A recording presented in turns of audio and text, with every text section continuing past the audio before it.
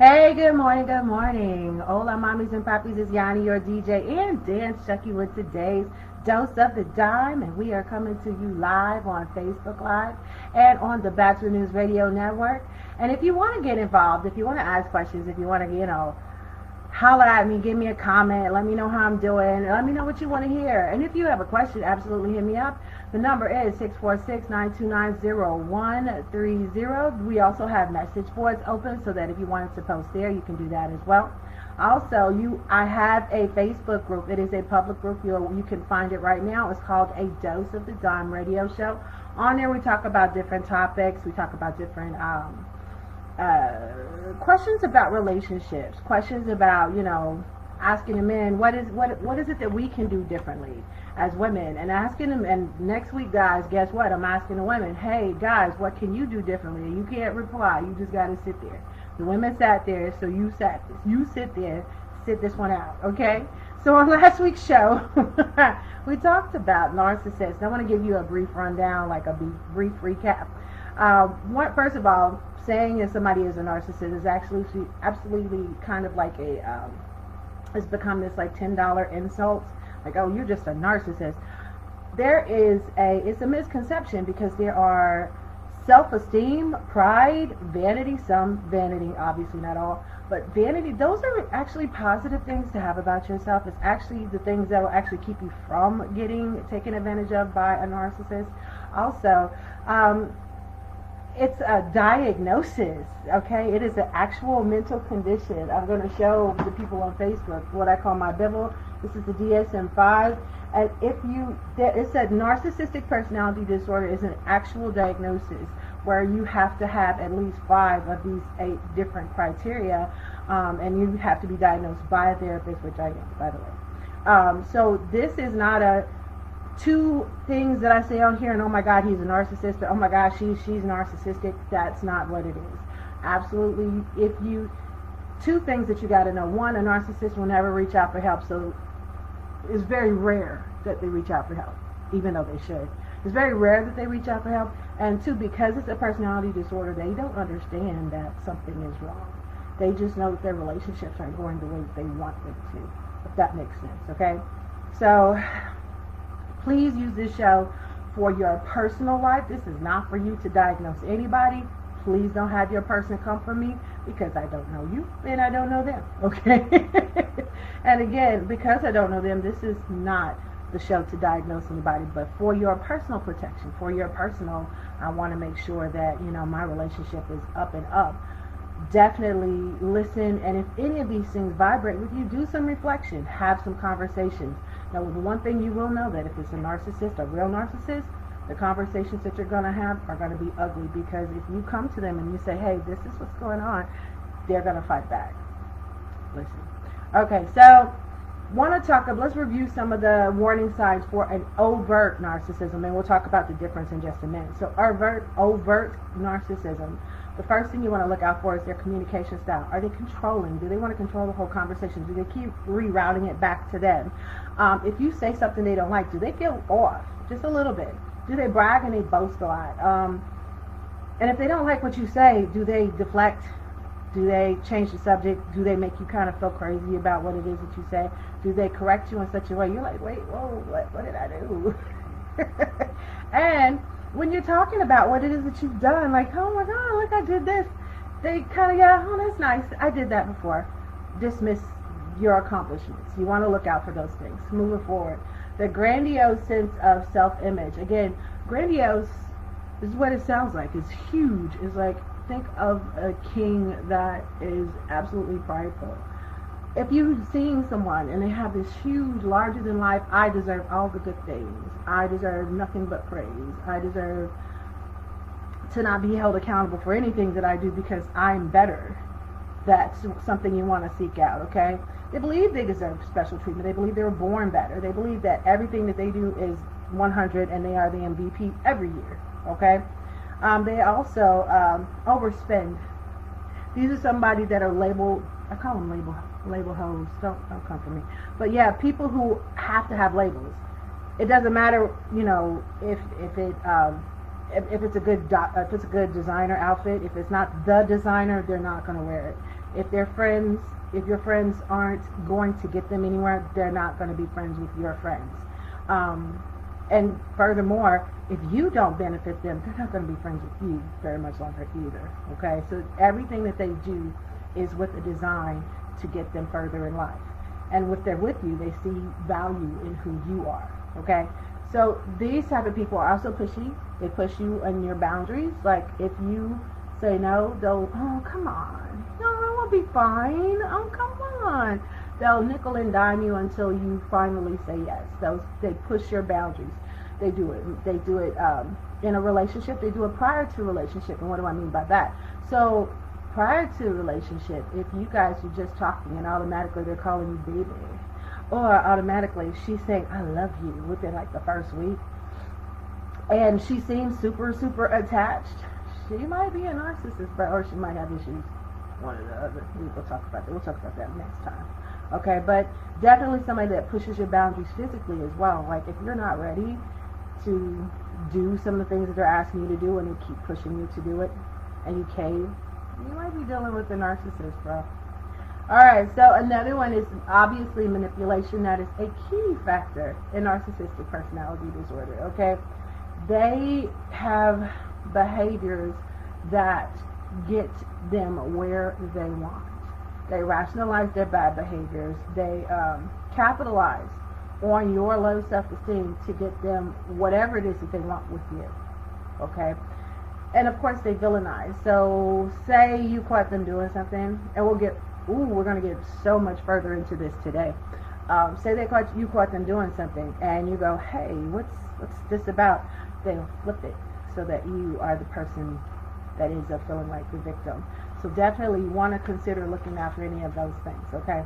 So unrealistic expectations, kind of part of that is how Hollywood has ruined our perception of what love is.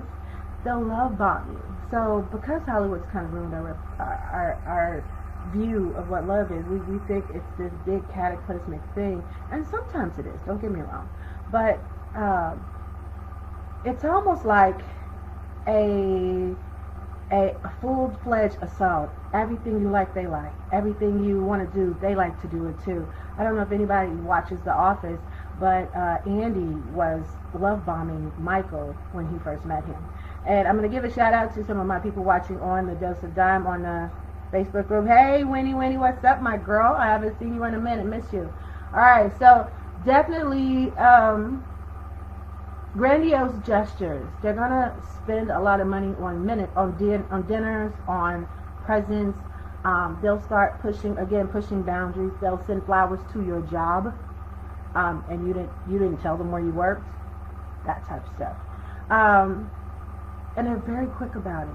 So they will listen. They are very good listeners. They will listen to everything it is that you have to say, and they will absolutely follow it to the T. They'll set it up so that when you want something, they already know. You know why? Because they're listening to you. That's why sometimes it pays to kind of keep some of your cards to your chest. Now we're going to go into some other warning signs, and we'll talk about a little bit more of that. Now, what makes love bombing so bad? So they're all in, and it's like 2, 3, maybe even 4 weeks, going into 2 months, maybe at the most. I say 2 to 3 months at the most. That's the most that a narcissist can handle love bombing most of the time. Again, based on the DSM. And after the love bombing, then they pull back. Once they see that they got you, they pull back. Now, imagine somebody giving you everything that you wanted. You didn't have to depend on anything for 2 whole months. Now, first of all, we already know it takes 21 days to establish a habit. So consider that's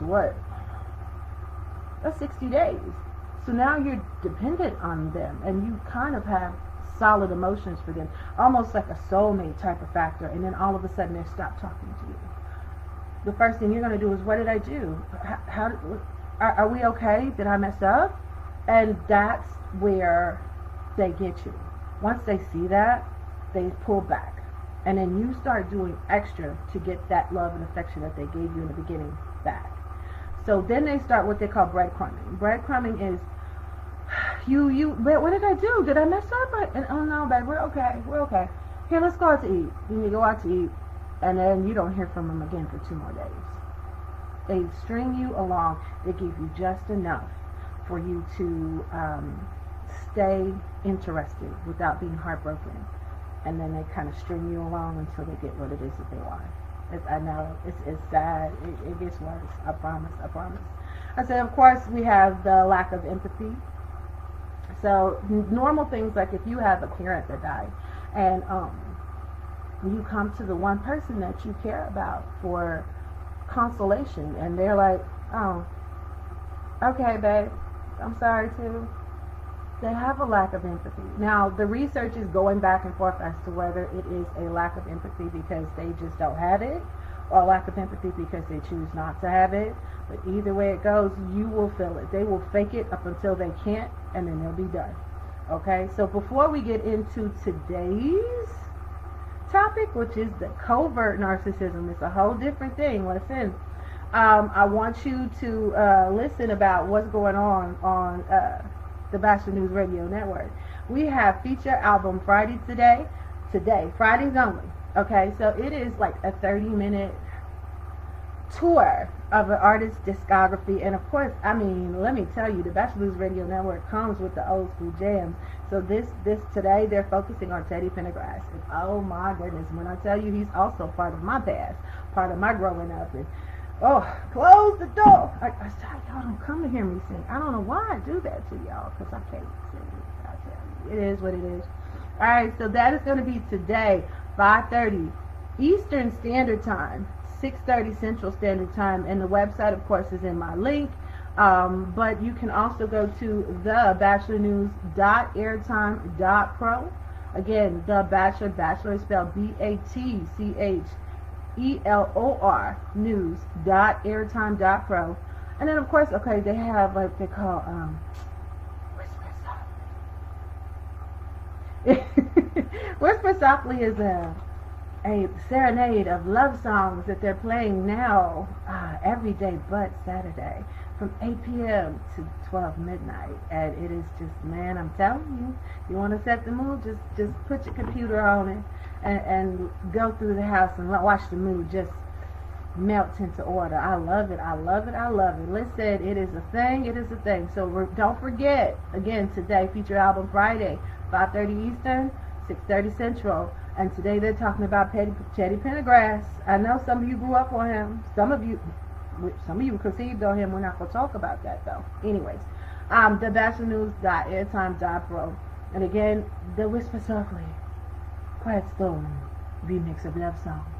That's going to be at weeknights, 8 p.m. to 12 midnight, every day but Saturday, okay? All right, let's keep that moving, bro. Okay, so covert narcissism. Why is it different? All right, I'll give it to you. So, have you ever went into your car and you want to listen to a radio station? All right, so you turn and there's a song on, you hate the song, so you turn the song down on low. Okay, whether you turn the song down on low or whether you turn the song down, you bump the song as loud as you can, it's still the same song. So covert narcissism is the equivalent of bumping a narcissistic song just at a lower volume. Okay, so what do they look like? They tend to be more introverted than extroverted. So our classic overt narcissist is normally an extroverted person. They're also very gregarious, meaning that they can vibe with most people. Introverted narcissists are a little different. That's why their tactics are a little bit more covert, because you don't see it coming. It's like, wait, what the hell? So they're shy, hypersensitive, and you won't find that out until you mess up. Hypersensitive. All right, so that you won't see that until after love bombing is done, and then you'll be like, oh wow, what happened here? They avoid social interaction, especially ones with huge crowds. Can't do it. Cannot allow anyone to see them. Their confidence is not where it should be, which is why they're kind of covert with it. They keep their circle small because of this. They have a few trusted people that they keep with them, and that's it. Okay?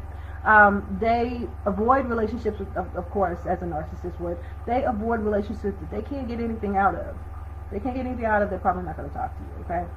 And they never seem happy. So consider somebody who has mostly everything that they need. and they just don't seem happy. Like, it's a thing, all right? So then there's anger outbursts. So what do I mean by that? Everybody has anger outbursts. We all get to the point where we get triggered and we go off. This one's weird. They go off on the littlest things, and largely, like huge, intense, like you are almost scared of, what's wrong with you? Right? It goes to a level, it goes from 0 to 45 within like 5 seconds, and you don't even know what happened. Those type of eruptions, okay? And then, so we'll get more into that. But look for those types of things. If not with you, because of course in the love bombing phase, I'm hoping you catch these signs in the love bombing phase. But in the love bombing phase, they're not going to show it to you just yet because they don't see your flaws just yet. But after that, look for what they're doing to other people. If you see them go from 0 to 55 on someone else, how long is it going to take before they do that to you? Okay? Their communication is still self-absorbed, but it's different. Let me show you how. If they don't like what you're talking about, it's rude behavior. It's not like cutting you off. It's not like diverting the conversation. They go.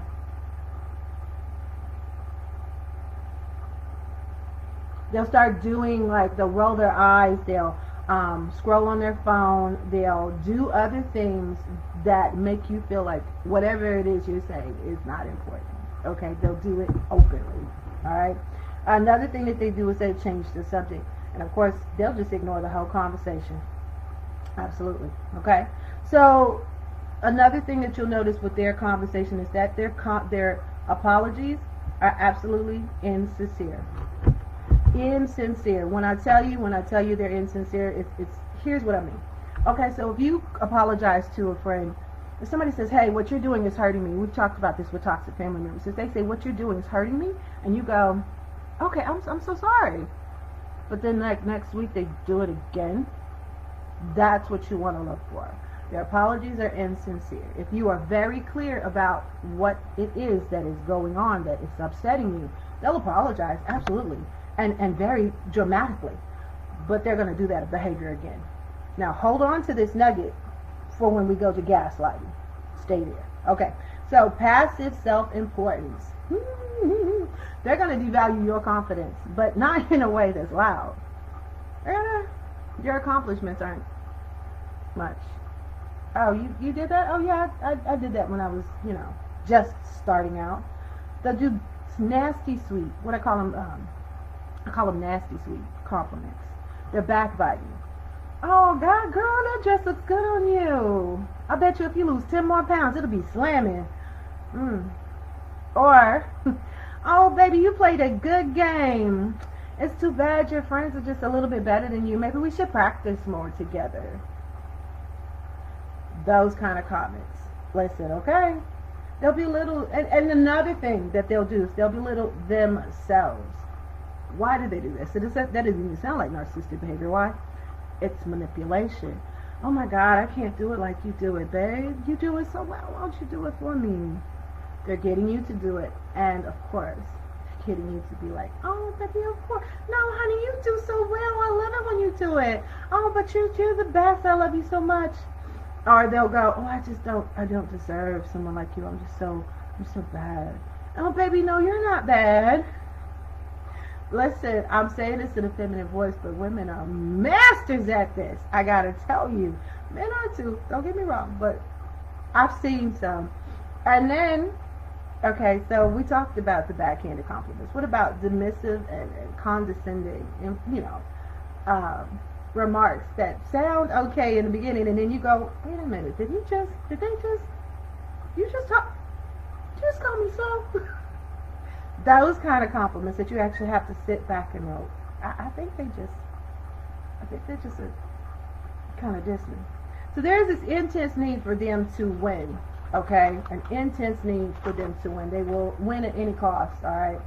So we're going to talk about their passive-aggressive behavior, and then we're going to move on to gaslighting because, unfortunately, of course, as always, I'm running out of time. And I would hate to do a part 3, but I guess we might have to. Passive-aggressive behavior. These are the people that's going to give you the silent treatment. Or they're going to blame, shame you. Okay? They're going to blame you for whatever happened. Can't believe you flirted with that waiter like that. I don't understand. The waiter's my brother. No, you don't talk to them like that when you're with me. That makes me feel some kind of way. Yeah, those types of behaviors. They play the victim a lot. If you love me, you wouldn't do this like that. If you love me, you would do this better. Those types of behaviors, okay? They frame their insults like jokes, and because you want to be a good sport. And again, this is in the beginning of the relationship. You laugh about it, but it's actually irritating out of you. They hold grudges and they're vindictive. So we'll talk about that later. Let's talk about the smear campaign, because this is a new concept that I don't think we've discussed yet. Smear campaigns involve other people, normally people in their group, or sometimes people in your group, where they talk to your friends or they talk to their friends about whatever's going on in your relationship, and they make it seem like you are so out of line and so bad in a relationship, so that when something happens, they can say, see, I told you, she was this, or see, I told you, see what she did.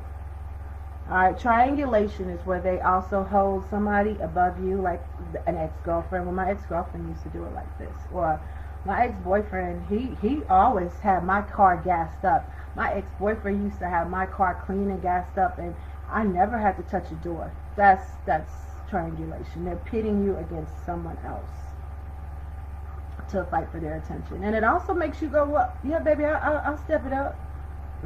Watch for that. So let's talk about gaslighting, because this is also like a $5 turn. And gaslighting is very important because I need you to understand how it works, okay? There's two different types, first of all. The first one is invalidating feelings, and unfortunately, again, I go back to just because somebody does this part, this one, number one. If somebody does number one, it is because it doesn't necessarily mean that they're a narcissist, but if they continue to do these things, that's when you want to be like careful about what's going on. Invalidating your feelings. So we do it a lot with kids. Like I used to work at Tulsa Educare. Shouts out Tulsa Educare, it's a good school. Check it out. If somebody gets hurt or whatever, we like, oh baby, it's okay. Check it out. It's not that bad. No, you don't have to cry like that. It's okay. It's invalidating their feelings. It might be the end of the world to them. So definitely, you know how we tell kids, oh baby, it's okay, suck it up, you got it, come on, lift your chin, you don't have to cry about it. Those types of behaviors, invalidating it. It also happens at work, at your job, like, oh, here's this assignment, it's pretty easy, and when you're struggling with it, oh, it's so easy, I don't know why you haven't gotten this done yet. It's invalidating the work and the effort that you're putting in, or invalidating the fact that you're struggling with it. It doesn't matter that someone else didn't, you did, okay? So then there's a second type. This one, if this one happens more than once, you are probably dealing with some issues. I won't say narcissistic issues, but definitely there's some narcissistic tendencies. This is called malicious gaslighting, okay? So the first way that they do it is they repeatedly lie and deny. You didn't see that. Girl, what are you talking about? That didn't happen. I didn't say that. Boy, I don't even know this guy on my phone. What are you talking about? It's random. It's a stranger. They lie, they repeat, and they deny it. That's their game plan. They're going to try and make you feel stupid. Misdirection is another way that they do it, okay? And this relies on either they kind of flip it on you where they blame you, or they attack your triggers, okay? So remember I told you that narcissists they pay a lot of attention to what's going on, okay? A lot of attention, okay? So say that you caught them red-handed cheating, all right, talking to a girl or whatever. They'll blame you. Well, had you been there for me, I wouldn't have to step out on our relationship. Or say you walk in and he's on the phone with a girl. Look, you haven't been there to talk to me. I just needed somebody I could reach out to, so I should just let my feelings slide and just leave it to myself. I shouldn't, you can't handle it. You emotionally not ready for me. I don't understand. I need a woman that's going to be there for me. Ooh, that's a one. Okay? Or if for triggers, they'll tell you you're too sensitive. Or they'll tell you, "You're just jealous, baby. It's okay. I'm only here for you." Or they'll attack you where it hurts. People don't even like you. You lucky I keep you. Nobody's gonna want you. They attack you where it hurts. Okay. Another way that they gaslight you is they use contradictions. Okay. So contradictions, like, I didn't say that. I don't even remember saying that. That's not what I said. Or they flip it on you. Okay. So say you said, I really don't, want to go. I'm not feeling well. So every time I want to go out, you never want to go out with me. That's not what I said. They will flip things on you. Okay. And again, this is women. Actually, women are very good with this. Women are very good with this one. Okay. Contradictions. Denial. I didn't do it. It wasn't me. I'm not yelling. They'll tell you I'm not yelling while they're yelling at you. That's a thing. That's a thing. Okay. And the one that I heard is an example from Anonymous. Anonymous sent an example and it said, sweetie, I'm not like other men. They're clearly showing you bad behavior. I'm not like other men. Don't punish me for what somebody else did. You're doing it too, sir. That type of behavior. Yeah, they make you feel crazy. So what is the goal? The goal of gaslighting is to cover up their lies, to cover up whatever they got going on, to change the narrative, to make you feel crazy, to make you question what it is that your whole judgment. And what is it about? It's about control. It is about control. You are easy to manipulate if you don't trust yourself. You are easy to manipulate if you are relying on their judgment versus trusting whatever it is that you got going on. That's why gaslighting is a vicious tool, because it breaks you down. And you're like, well, how does this work? I would never fall for that. Yeah, there are levels to the manipulation, okay? So first you start out with disbelief. Like, you kind of shrug it off, like, on the first occurrence. And like, oh, they didn't mean to do that. I know they're tripping. You're still relying on your logic, right? And then the second one is defensive. And you begin to doubt, well, maybe I didn't see that. Maybe I am tripping. Maybe I need to sit back. Maybe I need to focus on what's going on here, because they'll make you feel like you're crazy. And you'll start to focus, well, wait, maybe let me back up. And what's going on here? And then the last phase is depression, where you just absolutely don't trust anything that you have to say or you have going on. Okay? That's the last phase. Okay? So here's the thing. Let me set up a scenario for you, because we're running out of time for real. So, we talked about triggers. We talked about you telling people what it is that you got going on, and you have this whole smear campaign going on. So say you guys are out in public, and he does the one thing that really irritates your soul, and you like, I just said don't do that. And so he starts picking at you, that you're toxic. You're petty. I can't believe you're so childish.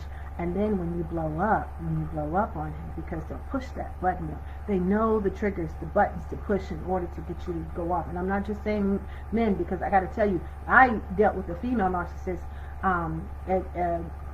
in my work, in my profession. And it was just like, they knew what buttons to push. Like, right before I was about to teach a class, they would say something snarky to me. And then all the rest of the class, I'm like, so it's a thing.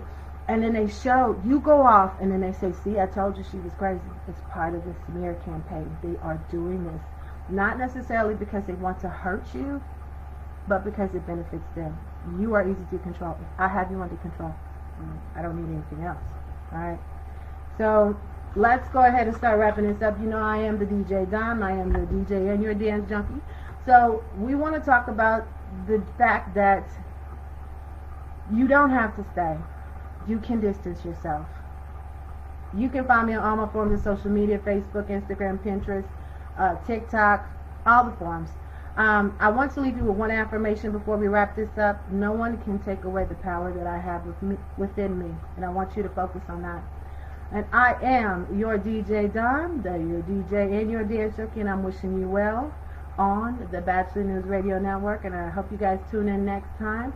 I think we're probably going to have to do a part 3, but I hope you hit me right back here, guys, on the Bachelor News Radio Network.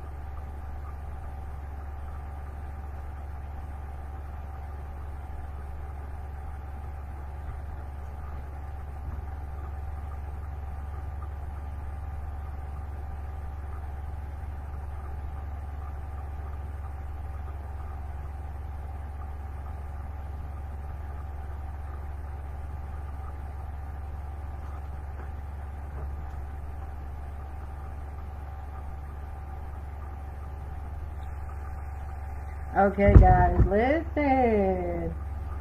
That was a hard show. And there are so many things that I really didn't talk about and so many things that I probably need to. And actually, let's see, unknowingly dealt with the love. Hi, Andrea. Unknowingly dealt and loved a convert narcissist for years. Super hurtful. Yes, sis. Okay, so listen, there was a lot of things that I was not able to get into at all. So I had to boogie past a lot of these things. I did want to share one. I don't know that I wanted to share it on the radio, but I will share it here. And of course, anybody who watches the repeat, you're welcome to. It is what it is, because the goal is to be transparent here. So in dealing with misdirection when someone's gaslighting you, my ex brought up the fact that I was raped and told me that I was only a piece of pee. So they use those triggers, those things that they know hurt you, those things that we give to people as a I'm trying to get to know you type of deal against us.